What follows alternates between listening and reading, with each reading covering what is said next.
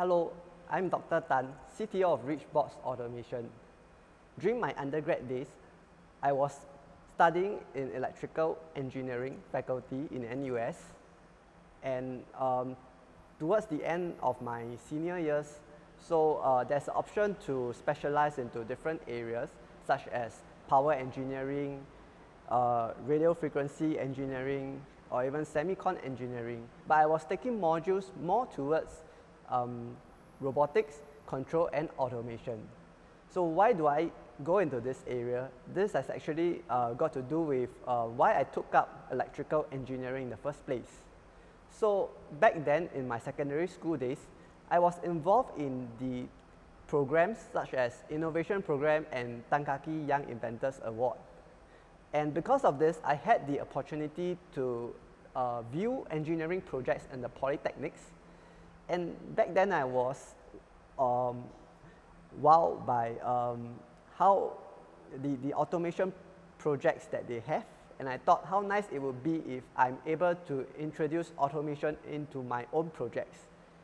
And it was also during a period whereby the MRT that we have, they are moving towards driverless technology. And so that is the reason why I thought that automation is the area to go and focus on in future, and that is why I chose electrical engineering. During my PhD, I was working on the area of control of high performance mechatronics. An example would be the servo actuator system in a mechanical hard disk drive. So in this mechanical hard disk drive, there are disk platters that holds and stores the data, and there is a servo actuator that carries a read-write head right at the end of at the tip of the servo actuator to retrieve and write data onto the disk platters that's spinning below.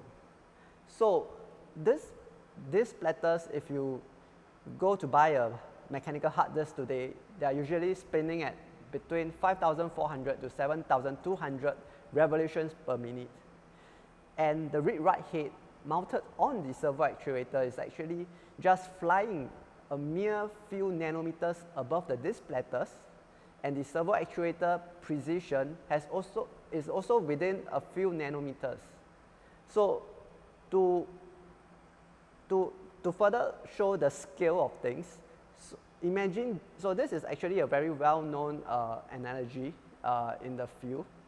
So if the disk platter is the earth, the ground, and the read-write head is a plane, let's say the Boeing 747, then the plane will be flying at 800 times the speed of sound at a mere clearance of 1 centimeter just off the ground.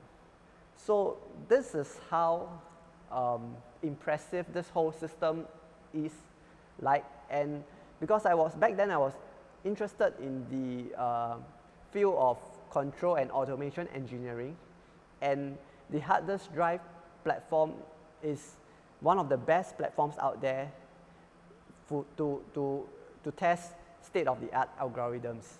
And that was why during my PhD days I was working on control of the hard disk drive. Okay, so the technology that I'm trying to commercialize now is this robot that's right here. What's so special about this robot is its ability to transit from horizontal surface to a vertical wall and even to overhead surface, as long as the surface is made of ferrous metal. So this robot actually came out of the Keppel NUS corporate laboratory research project while I was still a research fellow back then in this Keppel Corp Lab. Keppel had this problem statement where they wanted to improve the productivity of their yard. So they are looking into robotics. This is one of the projects to have a crawler robot to move around in their confined space steel structures to perform inspection and welding. So other projects under this corp lab, we also had autonomous welding of complex joints, like the joints of jack-up legs, and also semi-autonomous ship hull blasting. So at the end of the project, we were given the chance to spin off a company based on these technologies. And back then, we did an evaluation of what is the lowest hanging fruit for commercialization. And that is why we are starting first with this crawler robot. So when we first started off with this idea of wanting to spin off a company, my co-founder and I, we are both from technical backgrounds, purely technical backgrounds with minimal knowledge of business. We are engineers. So we were not sure whether like this technology is something that has market needs, market demand as well. So luckily for us, the NUS ecosystem has very good support in this area. So we attended programs like the Lean Launchpad and the Graduate Research Innovation Program known as GRIP, organized by NUS Enterprise. So what happens is these programs are designed to help us to transit from research fellow into entrepreneurs. These programs got us out. We are not just inside the classroom. It got us out to perform market validation, to talk to people, and so that it gives us more confidence to be able to spin off. It also taught us the basic business knowledge required for starting off a company, such as financial projection, growth projection, and even how to pitch. So to quote one of my mentors during the programs, what he said was, what we attended was like an MBA course condensed into 3 months. So it was very intensive. And yeah, so I'm grateful to LLP and GRIP for helping me and my co-founder with this transition. I would say that the learning curve is very steep. Without these structured programs to help us, it's not that it's not possible for us to pick things up on our own, but if we were left to our own to figure things out, especially on the business side, I think it will be even more challenging. So because our robot climbs onto vertical surface and even overhead surface, my co-founder and I, our main objective and our main concern, the main challenge is how do we ensure that this robot doesn't drop? This is a very important issue that is always on our mind. So we have always been trying to improve on the reliability of the robot so that it doesn't drop. And we realized that at the end of the day, we've gone through several iterations and we found right now we have a solution, and the result is that turns out that the best solution may not be that, the best solution may be unimaginative, but because it's reliable, so we are adopting it. As for what exactly is the solution, it will be unveiled when version 2 of our robot comes out. So from the challenges that we face, it's a bit of a shift from back then when we were doing research. We realized that the focus now when we are trying to commercialize a research project is to move more towards reliability rather than to focus on novel solutions. So as an entrepreneur, apart from being concerned about the technological risks behind what we are developing, naturally what we are always worried about is funding. Running out of funding is our worst nightmare. So for this, we have been running around trying to pitch to several people, trying to whatever that we can get hold of, find out. We are just trying to raise as much funds as possible because at the end of the day, if we run out of funding, that will be the end of the story. So if you look at the apps, the gadgets, the creature comforts that we have today, and look at how we are producing food today and energy, electricity differently from a century ago, you can see that the process has changed a lot, and all this would not have been possible without STEM.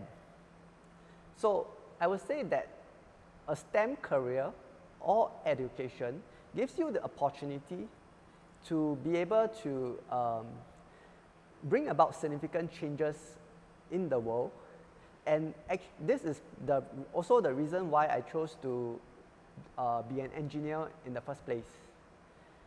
But I must say that a STEM education or career is definitely not a walk in the park. It won't be easy, but it will be rewarding. So there are many articles out there talking about the qualities required of for someone who is interested in a STEM career, such as having an analytical mind and good problem-solving skills. So I shall not elaborate on that. I must say that to do well in the STEM career, the most important quality that I feel is to start building up on your tenacity. That I think is the most important quality. Why? Because most of the time, what you are building will not work for the first time. So you have to go through several iterations before what you want works as envisioned by you when you started out on the project. And if you intend to pursue a STEM education or career, I would say start to be involved in STEM right now from today. You can start by joining the STEM programs organized by your schools, join the robotics club, the computer club. Besides that, there are a wide range of online resources available today. You can go online to look at the tutorials, guides on how to do programming, since programming is going to be a fundamental skill for many areas of STEM. And you can look out for those mini projects such as Arduino hobby projects that you can try out at home. So start by following the guides, and when you are more confident, you can start to create small projects of your own. So it's only by going through and experiencing yourself what engineering is like, what building something from scratch is like, that you have a better idea of how you like STEM and whether you feel that STEM is a suitable career path for you.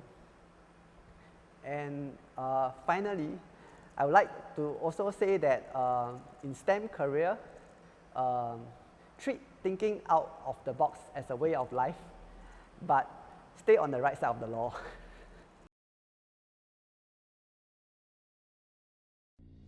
Introducing MagReacher, a magnetic crawler designed to perform operations in confined spaces and heights. Its patented wheel system allows the crawler to carry a heavy payload and still be able to transit from the horizontal to vertical and to the overhead surface, allowing it to scale structures to perform the tasks required. MagReacher is also designed for modularity. With onboard batteries and intelligence, it can be controlled by engineers from a safe location to perform wireless visual inspection, enabling immediate detection of defects. MagReacher is also able to carry out single-pass fillet welding of horizontal, vertical, and overhead seams.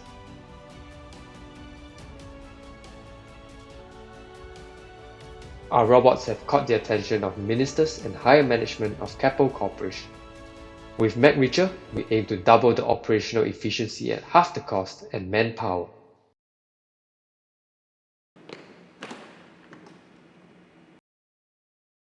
Okay, so this is the control panel for our robots. On the left is a status screen showing the status of the robot. So it shows whether the robot is moving straight, turning,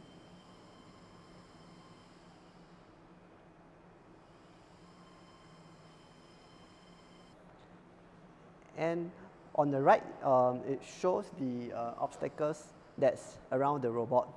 So like in this case, it shows that there's some obstacles towards the right of the robot so that the operator can avoid it.